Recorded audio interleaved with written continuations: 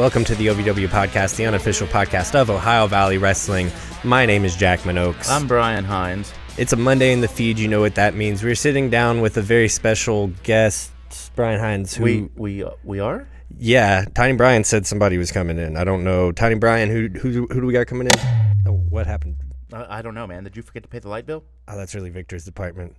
He does maybe. take it out of my paycheck, though. This time in the form of Zaya, Brian Hines. Yeah. Hey. Hi. Zaya, the Hood Ninja. How are you? What up, boys? Yo. So I've got kind of a weird question, but stick with me. So I've been led to believe you're a video game guy. Okay.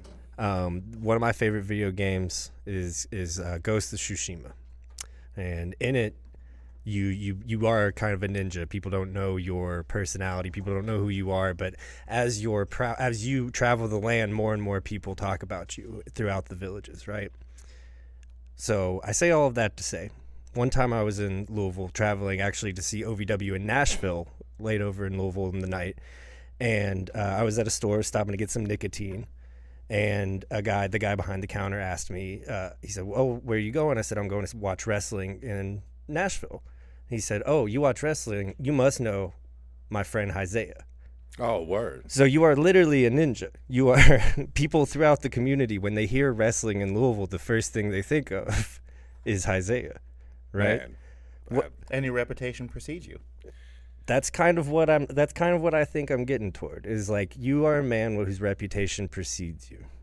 I don't know where that comes from. It's definitely not something that I look for or try to do, but it does happen. Well, yeah. Yeah, it does happen sometimes. I honestly, I never want to be used to it. Sure. Yeah. Brian Hines? Yeah, I mean, I was just going to say that we could kind of relate the first time we went back to Davis after we started this podcast. Well, we cannot relate to. No, not on that scale. But it was just weird walking into the building and like people knew us like on site and introduced themselves, and it was just really strange. So I can only imagine what it's like for you.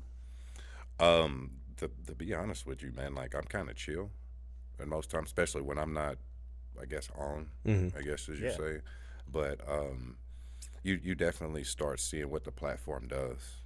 You know, at a certain time, you know, you've talked to several of my contemporaries and seen how they've kind of grown, and they go certain places, you know, and you never know how far your name will stretch just because it's connected to such a platform sometimes, man. Yeah. So, yeah, that's a blessing really in disguise. Invisible envelopes is what I call them, instead of the hot dog and the handshake. Let's start a little bit broader now. How long have you been wrestling? Oh, here we go. Let's pull out those old scrolls. This year would be officially in September 26 years. I started EST in 1999 with American Kickboxer, and broke in with not only BBW, which is Bad to the Bone Wrestling, RIP J.C. Bailey, RIP Joe Bailey, and Mama Kim, you know, started in here in Kentucky, and IWA Mid-South. Okay. Here in Louisville, based here in Louisville, yeah. And then, so you said 26 years, we're looking at 1999. Yes. What's the biggest difference between the wrestling in 1999 and wrestling in 2025? Okay, that's different for me, especially being the unofficial OVW podcast. I grew up in the deathmatch world, but grew up with the respects of wrestling. So I can't say that I was a deathmatch wrestling, but the deathmatch boys definitely treated me like I was hardcore, like I was one of them that still carried my weight. Yeah. The difference now is I think that young guys get to play and talk a lot more in the locker room. Oh, yeah. You know what I mean? Like, when I sit back and kind of watch, and especially if we get guests and OGs, or what we say, the names come in. Right. I like to watch how they watch us, but I also like to behave with such an etiquette to where the OGs know who the boys are. Does that make sense? Yeah. So I would definitely say the young guys are a lot more vocal in the locker rooms far more than it ever used to be, because that used to be an allowance. But also there used to be a lot more older guys then that lived that way in those eras. Sure. A lot of old scrolls, man. I'm telling you. Yeah. No. So IWA Mid-South is kind of notorious for death matches. And you said, like, how would you describe your relationship with them? I don't want to put words in your mouth. With the company? With deathmatch wrestling. Oh, no, man. So contrary to how most people might feel like it, especially if you're more of grew up in the more of the OVW fashion. I love it, honestly. I love the dynamic of these guys really are superheroes. It might seem stupid to others, Yeah. but I just it makes me feel like, well, if we're doing this for fun, payday, show, whatever motivation, how hard could a normal person hit me with something and it not hurt?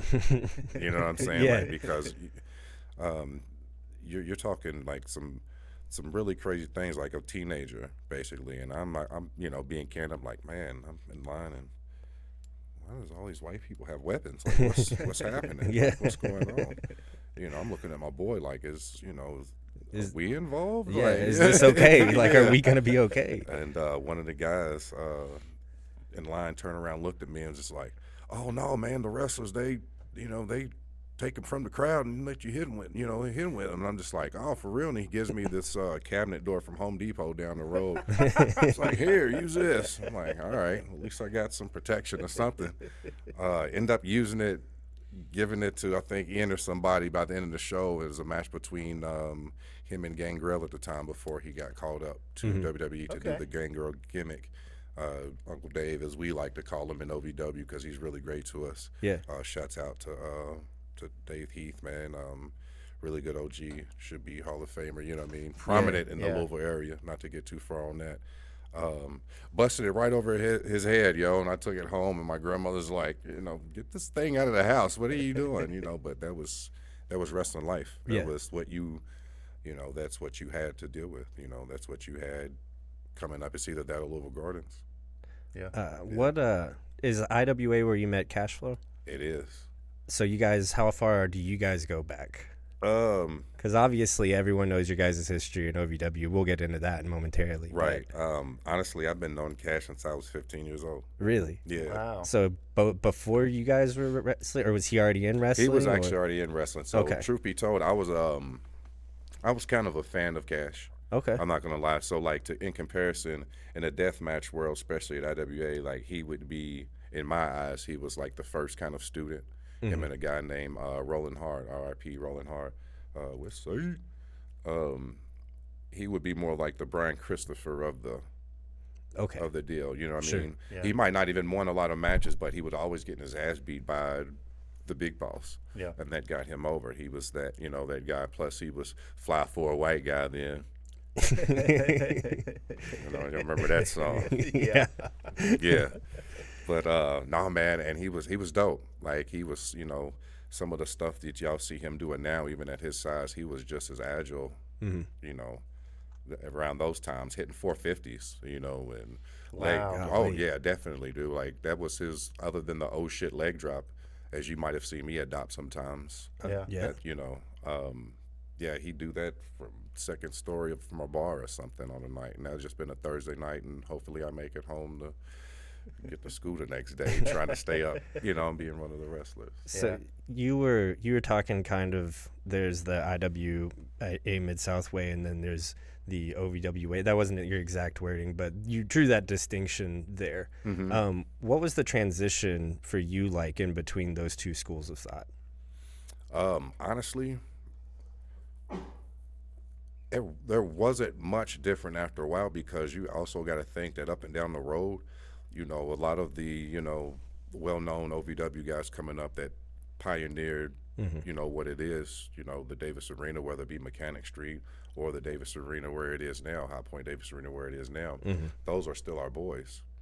They were still some of our OGs we learned from, up and down the road. Okay. And we, as a young guy, got to see that, like, okay, well, maybe it's just the promoters that got their little thing going on. The boys are still the boys. Right on. Right So, on. like, the only difference is some boys are stupider than the others. Well, yeah, you have that. And some have a little bit more fun than the others with certain things. But in respects, Rip Rogers' name would be like the gospel in our locker room as it is in any. Just like Tracy Smothers would. It's just you didn't catch Tracy Smothers going through any glass, but he was definitely a prominent deathmatch performer on a show without having to do deathmatch and have straight wrestling and be just as entertaining and start that riot. And everybody dies. So you you have this relationship with Cash before you started wrestling. You guys are kind of developed that relationship through wrestling. You guys come to OVW, and then you end up with this like amazing opportunity with Josh Ashcraft as well, who's sitting right over there, to do like kind of the most legendary faction in the history of the whole thing. You don't think so? Because I think a lot of people would say like the Legacy of Brutality is exactly that. I think I can speak for Cash, Zoe, and Josh, Steve, even Jay Bradley, which and any of our incarnations, really, it always kind of felt special. To say it was the best or whatever, you know what I mean? Like that's a far stretch when you think about the names who held that title. Sure. And that's just being real about it. And I think when that's like how nowadays people try to compare LeBron James to Jordan. Like, you can't. Come on now. They were talking about that out I was gonna say, somebody we earlier at work on the line right outside was having that conversation, and it's always an interesting conversation to be had. But I think, especially for some fans that have come around within the last generation, you guys definitely stick out in that role. Maybe is a better way to say that. I know, I appreciate that, especially the time that we got to do it. One of the things that some people pointed out, we was the right thing to have at the time. Especially in the climate of what the country was going through. And so here you had this diverse of guys that just, we was going to burn it down too and rebuild it in our image, but we was going to do it for the will of the legacy and by the way of brutality. And we still live by that. Is there anything specifically that sticks out from that run to you? Yeah, especially when we was talking about like the different incarnations and different generations of wrestlers coming up. A lot of what we're taught, especially on the platform of TV, is trusting the process. We had the advantage of, and I was just talking to Zoe about this actually, as a matter of fact, we had the advantage of having each other to when it's those nights to where like we're also the last group any wrestlers who got put in the office, and Al, the old man, tells us to close the door, and he straight cuss us out. I just want to throw that out there. And I think the one after that was probably just me and Josh, but it wasn't a cuss out. That was more of a, listen, I don't care what anybody heard, smelled, or seen or whatever. I don't care what you do. Just don't do it around here. We still don't know what we did, but we just never say anything about it. You just kind of had to roll with it. Yeah. I just kind of looked at him. I was like, I don't have to say Ninja Vanish to us. Like, well, we already gone. Like, yeah, let's get up out of here. But by that time, one thing that did stack out, I was going to say about learning that process and what that process was becoming dependable, because we didn't know. That was all new and uncharted waters once the Netflix thing and all that started happening. We was like, well, I don't give a damn what happens as long as we got out, and I don't care if this stuff works or not. You know what I mean? That's who's kind of got us through. Like when I got in trouble a couple of times, he didn't even flinch. You know what I mean? He's a hard to sell, and so that kind of helps us. Like, okay, well maybe we shouldn't react in such a way. When something goes wrong, we just kind of, just like a match, everything's not going to go right. So you just kind of make your adjustments, and work through it. Is there ever been a time where like a virtue like that you learned from wrestling, you've stepped back and been able to apply that in your real life? Oh man! Not to say that wrestling, but your life outside of wrestling. Again, you have certain ways people grow up in the business. I've always kind of been portrayed maybe like a baby face, but I've not really always been a baby face in real life. Sure. You know what I'm saying? Yeah. Sometimes even those heel turns, sometimes life can imitate art, and art can imitate life, and sometimes you get caught up and you start living the gimmick, and you know what I mean? Life happens. But I would say if anything was more profound, it was when like I took a really bad fall doing something. I was doing, I just feel like if I'm gonna do something, I like to have the most dangerous swanton. I'm not gonna lie. I like the ninja advantage. I love Jeff Hardy. You know, we've been on shows together, and I would definitely not do that move just out of respect. You know what I'm saying? He's the man. But I'm still Black Hardy though. But like trying to do the Darby Allin was the coffin drop type deal, and overshot my opponents. You know, paralyzed for a few seconds, but didn't nobody know it. You know, and you know, telling Josh like, "Hey man, I'm pretty messed up, but don't let them stop this match." You know, like just don't let nobody freak out.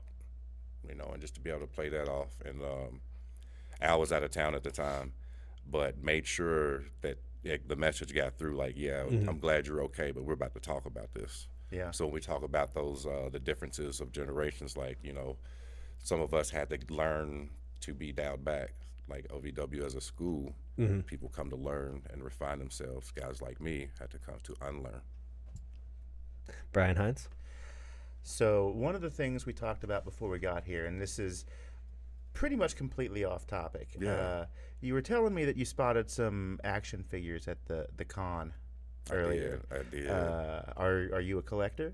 So yeah, man. I wouldn't say I was a collector because I have a lot of loose figures. Sure. Yeah. But you have a collection of sorts. It doesn't necessarily mean everything bro. Is still on the card. Oh, yeah. It's ridiculous. What is your favorite figure in your collection? Because I'm very much a toy guy. I have all my toys going back to when I was little. All the ones on set here. I've been. Those are all mine. Word. And so like I have my few of my wrestlers and stuff like that. But as far as my favorite type of action figure, 3 3/4 inch G.I. Joe size, G.I. Joe's, Star Wars, the articulate, I don't care, the weapons, all that little stuff, packaging. Yeah. I kind of figured it was something like that because you told me about the Sergeant Slaughter figure, and I was like, yeah. So he had some unpunched ones. Yeah. He had 2 unpunched ones, and they're the ones that they sell that's inside the Transformers and G.I. Joe box set. And so he had that out as well. And then he had a San Diego Comic-Con exclusive Sergeant Slaughter 3 3/4 inch. Yeah. 3.75 they call that now, I guess. Yeah. Action figure world, not to nerd myself out too much, but you got me going. Yeah, I'm right there with you, man. I got out of a ticket one time over action figures. Really? Mm-hmm. Wow. And I was, wearing Cannabis for men that night too. They searched my car, I told them where it was or whatever, and then they went searching for more, and then the officer's like, "Oh, we definitely got him now." And then I kind of popped a smirk, and I like rolled my eyes, and then of course there's always one officer looking like the Terminator, like, "What you got?" Calm down, dude. And he pulls out, man, I'm really kind of putting myself on blast, but I'm having fun tonight. He pulls out this old school turquoise caboodle. Remember the caboodles from the 80s? It was my grandmother's. Yeah. I took it before she threw it away. And I have all my G.I. Joe weapons and lightsabers and custom shit and armors. And, And that definitely got me out of a ticket in Clarksville, man. And I was able to, I think I got out of walking the line, too. They knew I wasn't no harm that It's night. just about making that connection. You That's it. find that connection when you're in a difficult situation like that, and you can completely change the course of the rest of the evening. Oh, yeah. I can still hear my heart beating in my ears, but it was nice. Yeah. You said you're a big Jeff Hardy guy? I was, man, definitely. Yeah, and then you get to share a card with him? Yeah, absolutely. So sometimes I get lucky. I've been actually, a lot of where I got the ninja name and kind of the deal from was from JCW. One of the Juggalo Championship Wrestling? One of the original tours was Stranglemania Live. Okay. Stranglemania Live 2, I think that was 2000, 2001. I think is Piper on that card? I think I turned 20 on the road that year. Okay, yeah. Yeah, that was so long ago.